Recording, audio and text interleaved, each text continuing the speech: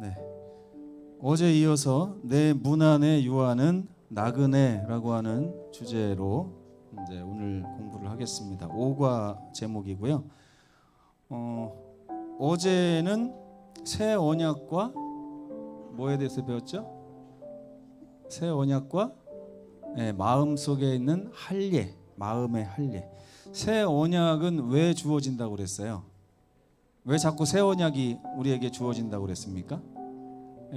언약이 자꾸 깨어지니까 하나님께서 똑같은 언약을 가지고 다시 또 하자 이렇게 하다 보니까 새 언약이 만들어진다고 그랬습니다.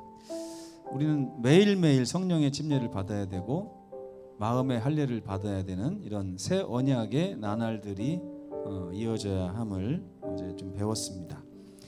그러면서 이 새 언약을 통해서 마음의 할례가 이루어지지 않으면 결국에는 우리가 둘째는 이것이니 하는 내 이웃을 내 몸과 같이 사랑하는 일이 쉽지 않고 거의 불가능하다 이렇게 얘기를 했습니다. 그래서 오늘은 둘째는 이것이니 라고 하는 주제인데요. 기억자를 다 함께 읽겠습니다. 시작. 너희는 나그네를 사랑하라. 전에 너희도 애굽 땅에서 나그네 되었었음이니라. 이 말을 제가 요한복음 13장 34절하고 똑같은 말씀이라고 말씀을 드렸어요. 새 계명을 너희에게 주노니 너희는 서로 사랑해라. 내가 너희를 사랑한 것 같이. 애굽에서 하나님께서 이스라엘 백성들을 사랑하신 것처럼 그들에게도 나그네를 사랑하라고 명령하신 것이죠. 그래서 새 계명을 너희에게 주노니 내가 너희를 사랑한 것 같이 너희도 서로 사랑하라. 이런 연결되는 성경절이라고 말씀을 드렸습니다. 깨닫기 한번 읽어볼까요? 시작. 우리의 도움이 필요한 자들을 적극적으로 도우며 공정하게 대하는 것이 참된 경건임을 깨닫는다. 느끼기. 시작. 지식에 그치는 신앙이 아니라 삶을 통해 실천하는 신앙을 기대하시는 하나님의 마음을 이해한다. 행하기. 시작. 나와 내가 속한 교회가 보다 더 적극적으로 하나님의 사랑을 나눌 수 있는 방법들을 모색한다. 이거 하려고 우리가 교과 배우는 거를 항상 잊지 마시기 바랍니다. 자, 오늘 둘째는 이것이니, 제가 어제 10계명은 첫째 조항부터 10째 조항까지 다 누구를 사랑하는 방법을 써놓은 거라고 그랬어요? 네? 여기서 이상한 소리가 들리긴 하는데 하나님을 사랑하는 10가지 방법을 우리는 10계명이라고 하는 거예요. 근데 예전에 우리가 배울 때는 넷째 계명까지는 하나님을 사랑하는 방법, 5계명부터 10째 계명까지는 이웃을, 형제를 사랑하는 방법 이렇게 배웠잖아요. 근데 이번 교과는 뭐라고 얘기하냐면 첫째 계명부터 10째 계명까지가 전부 다 우리가 하나님을 사랑하는 방법을 써놓은 것이다. 그러면 부모를 공경하는 것도 하나님 사랑하는 방법일까요? 네, 맞아요. 도적질하지 않는 것도 하나님을 사랑하는 방법. 이웃을 사랑하는 것 자체가 누구를 사랑하는 거예요? 지극히 작은 자에게 행한 것이 다 나에게 한 것이다. 예수께서 분명히 말씀하셨기 때문에 10계명은 전체가 다 하나님을 사랑하는 방법을 써놓은 것입니다. 근데 이제 신명기 10장을 이번 주에 배우고 있는 건데요. 신명기 10장에서 모세가 이제 모압 평지에서 가나안 땅으로 딱 전진하기 전에 너희들의 실수를 막 얘기했어요. 그 시내산에서 너희들 언약 깨뜨렸지? 가데스 바네아에서 또 언약 깨뜨렸지? 정탐할 때 어떤 일이 있었니? 계속해서 너희가 광야 생활 동안 40년 동안에 계속해서 하나님의 언약을 깨뜨렸지? 그럼에도 불구하고 하나님께 다시 초청하신다. 다시 초청하시니까 너희는 마음의 할례를 받아들이고 하나님께 충성하는 삶을 살면 좋겠다. 이렇게 말을 한 다음에 모세가 이 새 언약을 맺음과 동시에 백성들에게 가장 먼저 전한 하나님의 명령이 뭐냐면 이 나그네를 사랑하라는 거예요. 나그네를. 그래서 신명기 10장 12절에서 22절을 쭉 읽어보시면 이렇게 요약되어 있어요. 너희는 마음의 할례를 받아 이제 새 언약의 하나님 여호와를 사랑해라. 그러면서 두 번째로 모세가 이렇게 설명. 하나님이 어떤 분이신 줄 아느냐? 하나님은 여러 특성들을 가지고 계시잖아요. 근데 모세가 소개한 하나님 어떤 하나님이었어요? 고아와 과부와 나그네를 돌아보는 하나님이었어요. 하나님이 그러시기 때문에 너희도 어떤 사람이 되어야 된다? 고아와 과부와 나그네를 돌보는 사람이 되어야 된다. 왜? 너희도 애굽 땅에서 그런 취급을 받고 여기까지 온 거 아니냐. 하나님이 베풀어 주신 그 다음 없는 사랑을 너희가 먼저 경험했지 않느냐. 그러니 너희도 새 언약의 관계 속에서 하나님을 사랑하되 하나님이 정말 사랑하시는 나그네를 사랑하는 일에 동참해야 된다. 이것이 바로 새 언약의 첫 번째 요구였습니다. 좀 저는 깜짝 놀랐어요. 이런 얘기였어? 이제 이런 생각이 들었어요. 아, 이런 얘기였구나. 네. 여러분, 하나님이 위대하십니까? 네. 하나님이 위대하시면 하나님이 즐겨 행하시는 일에 여러분도 관심이 좀 있으세요? 네. 예전에 제가 친구 중에 부자 친구가 하나 있어요. 네. 그 친구가 이제 저랑 친해지고 나서 이런 얘기를 하더라고요. 오늘 우리 뭐 하고 놀까? 그랬더니 제가 그랬어요. 그냥 어디 가서 야구나 하고 뭐 축구나 하고 이렇게 할까? 뭐 이렇게 했어요. 그랬더니 그 녀석이 저를 에휴 따라와봐. 그러더니 막 이상한 데로 데리고 가가지고 거기서 막 노는데 이 장난이 아닌 거예요. 내가 놀 곳이 못 되더라고요. 얼마나 돈도 많이 들고 거기에 와 있는 사람들은 전부 다 이제 파티에 갔거든요. 파티에 갔는데 위축돼가지고 견디질 못하겠더라고요. 그러면서 하는 말이 우리는 이런 데서 놀아 그러더라고요. 네, 우리는 이런 데서 놀아. 근데 여러분, 하나님은 이 우주에서 가장 위대하시고 높으신 분인데 하나님께서 우리에게 뭐라고 하시는 거예요? 나는 이런 데서 놀아. 네. 나는 여기서 놀아. 어디서 놀아요? 예수님께서, 하나님께서. 나는 고아와 과부와 나그네를 돌보면서 놀아. 그러면서 우리에게 초청하시는 거예요. 너희도 나처럼 거룩한 삶으로 내가 초대하니 나와 함께 이 일을 하지 않겠느냐. 근데 여러분 어때요? 여러분 위축되는 게 아니라 하기 싫죠. 위축되는 게 아니라 하기가 싫어요. 제가 이번 교과에 이 쓰신 저자가 우리에게 하는 말이 뭐냐면, 우리가 그동안 그토록 홀대하고 별거 아닌 거라고, 나는 다른 건 다 해도 저 더러운 사람을 돕거나 이렇게 돌보는 일은 못할 것 같아요. 우리가 아주 천하게, 직업에는 귀천이 없다고 하지만 그걸 우리가 천하게 생각하잖아요. 그렇죠? 근데 그 천하게 생각하는 그 일이 사실은 가장 위대하신 하나님께서 가장 즐겨하시고 최고로 관심 갖는 일이라고 말씀하시는 거예요. 저는 이 저자가 저를 막 망치로 뚝뚝 때릴 때마다 나는 언제 이런 글을 한번 쓸 수 있으려나. 성경을 똑같이 연구하는데 어떻게 이런 개념을 말씀하시나. 신명기 10장 17절에서 19절에 이런 말씀이 있어요. 너희 하나님 여호와는 사람을 외모로 보지 아니하시며 고아와 과부를 위하여 정의를 행하시며 나그네를 사랑하여 그에게 떡과 옷을 주시는 일이 그분의 주업이다. 한 마리 참새가 땅에 떨어지는 것조차 그분의 눈밖에 나는 것은 없을 정도로 그분은 아주 세심하시게 그렇게 돌보시는 일을 한다. 그래서 요한복음 13장 34절 하나님께서 이렇게 말씀하시는 거예요. 내가 그들을 돌보고 사랑하는 것처럼 너희도 그들을 사랑해라. 아멘입니까, 여러분? 예. 그래서 하나님의 이러한 명령은 전혀 과한 요구가 아닙니다. 왜냐하면 이스라엘 민족들이 이미 그러한 사랑의 첫 번째 수혜자로서 그 자리에 서 있기 때문이에요. 너희가 굶었을 때, 너희가 줄였을 때 내가 입히고 먹였지 않느냐. 그래서 너희가 여기까지 왔지 않느냐. 그것이 나의 일인데 이제 너희는 나와 함께 그 일을 하지 않겠느냐. 만약에 하나님께서 고통당하고 억압받는 이 사회에서 소외당하는 그런 사람들을 외면하셨다면 오늘 우리의 삶은 얼마나 비참해져 있을까 한번 상상을 해보시면 좋겠어요. 그 이스라엘 백성들이 모압 평지에서 이 말씀을 들었을 때 이 말씀은요 보통 말씀이 아니에요. 그 당시 가치관을 완전히 뒤바꾸는 말씀이었습니다. 그 당시는 약육강식의 시대였다고 고고학자들이 얘기를 합니다. 그 당시에 사회적 약자들은 동물 취급을 받았어요. 여러분 노예가 어떤 취급을 받았습니까? 가축보다 못한 취급을 받았어요. 노예 제도가 있던 시대 아니에요. 그러니까 사람이 존귀하면 존경을 받지만 비천한 사람들은 완전히 무시당하고 동물 취급받는 그런 세상에서 하나님께서 그 백성들에게 뭐라고 하십니까? 너희가 동물 취급받을 때 내가 너희에게 어떻게 했느냐? 너희도 다른 동물 취급받는 그 사회적 약자들에게 그렇게 해야 할 것이다. 정말 센세이션한 그 당시에 아주 혁명적인 그런 발언이 아니었나. 마치 소크라테스가 너 자신을 알라?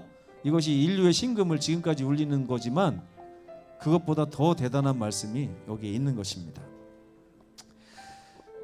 그래서 바울은 갈라디아 교회 성도들을 향해서 이런 목적을 가지고 이야기를 했어요. 갈라디아 4장 19절을 함께 읽어볼까요? 시작. 나의 자녀들아 너희 속에 그리스도의 형상을 이루기까지 다시 너희를 위하여 해산하는 수고를 하노니. 여기 보니까 새 언약 나옵니까? 새 언약 나와요? 어디가 새 언약이 있어요? 다시. 새 언약은 다시 언약이에요. 제가 이름을 붙이기를 다시 언약. 실패했느냐? 다시 하자. 실패했느냐? 다시 하자. 계속해서 우리를 부르시는 언약이 새 언약인데 사도 바울도 갈라디아 교회가 망가졌다는 소식을 듣고 편지를 보낸 거잖아요. 그죠? 어리석도다 갈라디아 사람들아. 그리스도께서 십자가에 달려 돌아가신 것이 너희 눈에 밝히 보이거늘 누가 너희를 꾀더냐. 그러면서 하는 말이에요.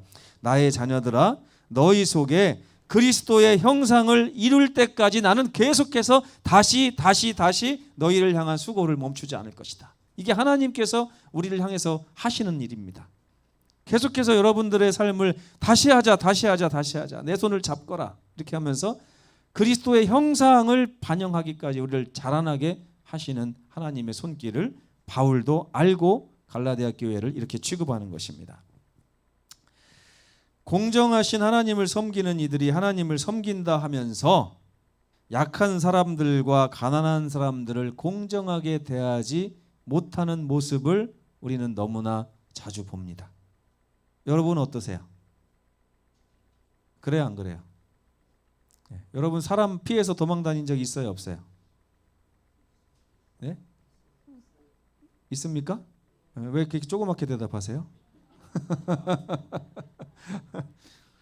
저도 있어요. 예. 저도 이렇게 가끔 목회실에서 이렇게 내다보다가 문 탁 잠궈버릴 때가 있습니다. 뭐 항상 그런 건 아닌데 그날 왠지 바쁘고 엮이고 싶지 않고 막 이러면은 그냥 문 탁 잠궈버려요. 근데 하나님을 섬긴다고 하면서 어떻게 우리가 가난한 자들에게 이렇게 문을 잠그느냐? 하나님께서 말씀하시는 거예요. 그렇다면 하나님께서도 벌써 우리를 향해서 문을 잠그셨겠죠. 그죠? 우리가 하나님의 사랑을 그렇게 받아놓고서 형제 연약함을 볼 때 그렇게 하지 않는다는 것은 얼마나 이것이 이율배반적인가 하는 것을 생각하지 않을 수 없습니다. 이 교과의 목사님은 이런 말을 합니다. 우리가 나그네를 사랑하고 이웃을 사랑하는 것은 이 율법의 10가지 조항을 또 율법의 기본 정신 중에서 가장 높은 차원의 율법이 바로 형제에 대한 사랑이다 그랬어요. 이상하죠? 하나님에 대한 사랑이 더 고차원적일 것 같은데 성도님 여러분, 이 목사님이 뭐라고 그래요? KF 이웃을 향한 사랑이야말로 율법의 정신 중에서 가장 고차원적인 정신 바랍니다. 불편하시더라도 성경을 찾아봤더니 이 목사님이 틀린 말한 게 아니다. 만약에 그랬다면 하나님께서 딴소리를 하셨겠죠. KF94 맞냐고 물어보세요. 하나님은 정확하게 이 얘기를 하고 다들. 계십니다. 앞으로 위드 코로나가 하나님의 관심은 인간의 존엄성에 있는데 더 많아질 거기 때문에 왜냐하면 그들이 하나님의 형상을 입고 태어났기 때문에 그렇습니다. 합니다. 하나님의 형상을 입었으니 그들이 존귀합니까?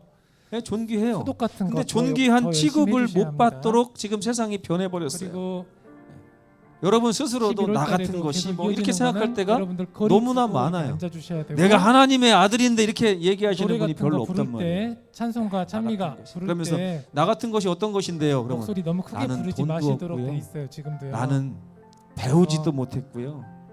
예, 나는 건강하지도 않고 이렇게. 적당하게 근데 목소리 높이셔서 이게 부르시면 중요한 될 게 것 같고요. 아니에요. 이게 중요한 게 우리 아닙니다. 교회에서 할 수 있는 거는 KF94 뭐가 마스크, 중요합니까? 우리가 어떻게 최대한 써주시고 태어났는지가 손 중요해요. 소독 잘 해주시고 우리는 하나님의 지켜주시면 형상을 감사하겠습니다. 입고 태어난 것입니다.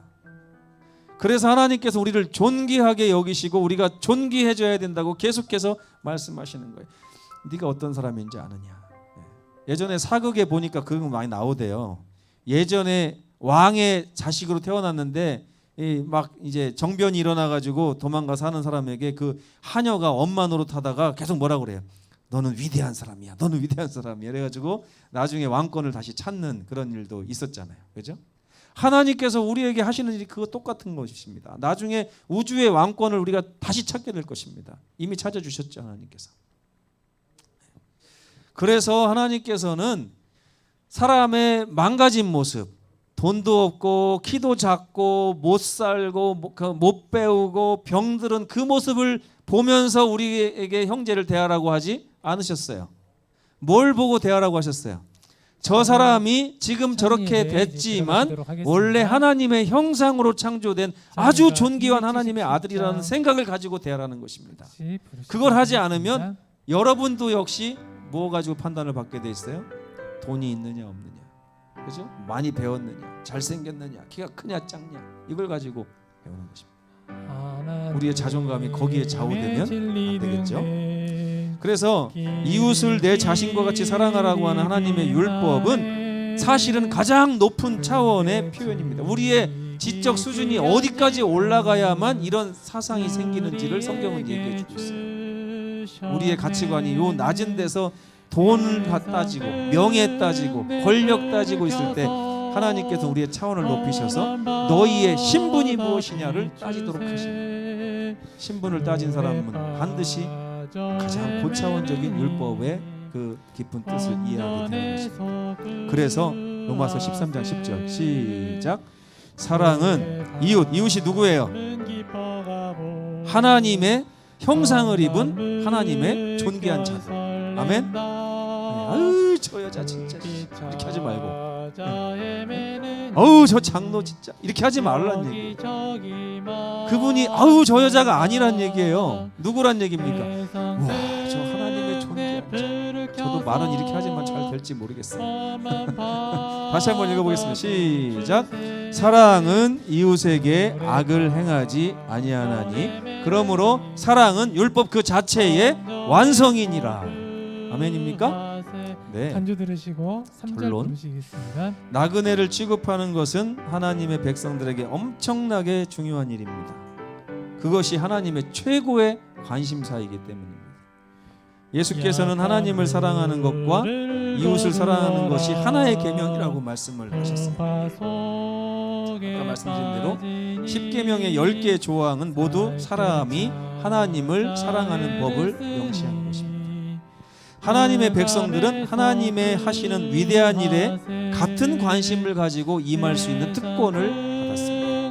근데 우리는 특권이 아니라 형벌이라고 벌칙이라고 생각할 때가 많아요. 왜 내가 도와줘야 돼? 이렇게 하면서 마치 벌칙인 것처럼. 예수님과 사도 요한의 공통된 요구를 한번 들어보시기 바랍니다. 내 계명은 곧 내가 너희를 사랑한 것 같이 너희도 서로 사랑하라 하는 이것입니다. 만약에 이 계명의 율법에 있어서 최고의 가치가 하나님을 사랑하라는 것이라면 이렇게 얘기하지 않으셨겠죠.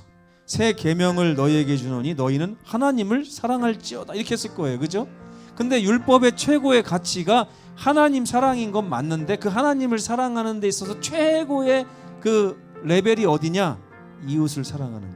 그래서 예수님께서는 하나님을 사랑하라고 하는 계명을 새 계명으로 주지 않고 내 형제를 사랑하라고 하는 계명을 새 계명으로 주신 것입니다. 이해가 되세요? 아 제가 놀랐어요. 이번 교과를 공부하면서 이 교과 쓰신 분의 이 수준에 놀랐습니다. 또 요한은 어떻게 얘기했을까요? 우리가 하나님을 사랑함으로 사망에서 옮겨 생명으로 들어갔다고 했어요? 아니에요. 사망과 생명의 그 기준점이 어디냐면 하나님 사랑이 아니라니까요. 한번 읽어볼까요? 시작. 우리는 형제를 사랑함으로 사망에서 옮겨 생명으로 들어간 줄을 안다. 왜? 형제 사랑이 최고의 가치예요. 하나님 사랑의 밑바탕이 깔려있는 형제 사랑, 이것이 이번 교과를 통해서 하나님께서 우리에게 명령하신 요구사항, 이런 성도가 되시기를 간절히